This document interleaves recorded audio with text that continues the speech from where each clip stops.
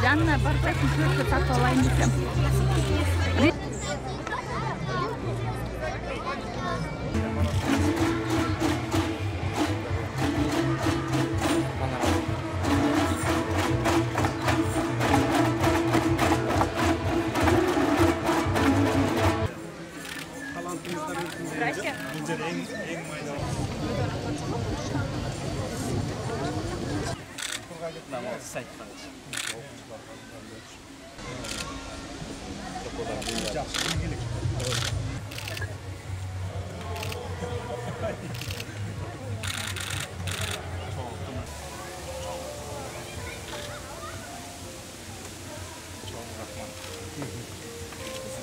Саламатсызбы, урматтуу президент.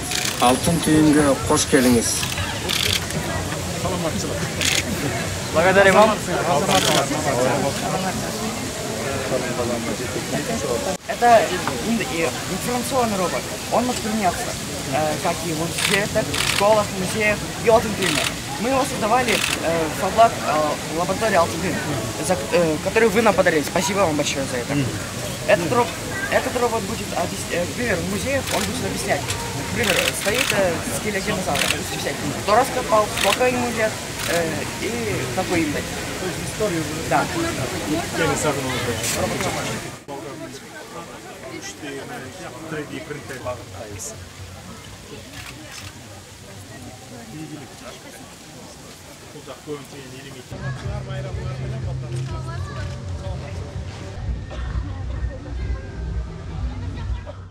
Менин билишимче, мына кыздарым, балдарым республиканын булуң бурчунан келген экен, ар кайсы жерден ийгиликке жеткен, олимпиадаларда, эл аралык мелдештерде биринчиликти алып жүргөндөр чогулган экенсиздер. Мына эң туура сөздөр болуп кетти алдыда. Алдыга койгон максаттан эч качан тайбаш керек. Тынбай алдыга жыла бериш керек.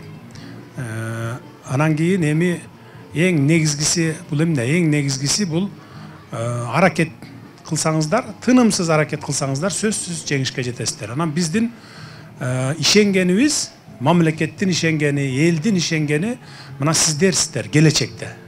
Келечекте ушу жерде отурганыңыздардан баягы кыргызда жакшы сөз бар. Бешиктеги баланын бек болорун ким билет, карындагы баланын кан болорун ким билет деп. Ушу жерден сиздер дагы араңыздардан ушу эл башкарган, президент болгондор чыгып калышы мүмкүн. Ошого үмүт менен алдыга жылышыңыздар керек. Үмүт менен ушу аракет кылышыңыздар керек. Тынымсыз, күнү түнү дебей талбай эмгектенсеңиздер, эмгегиңиздердин акыбети сөзсүз кайтат.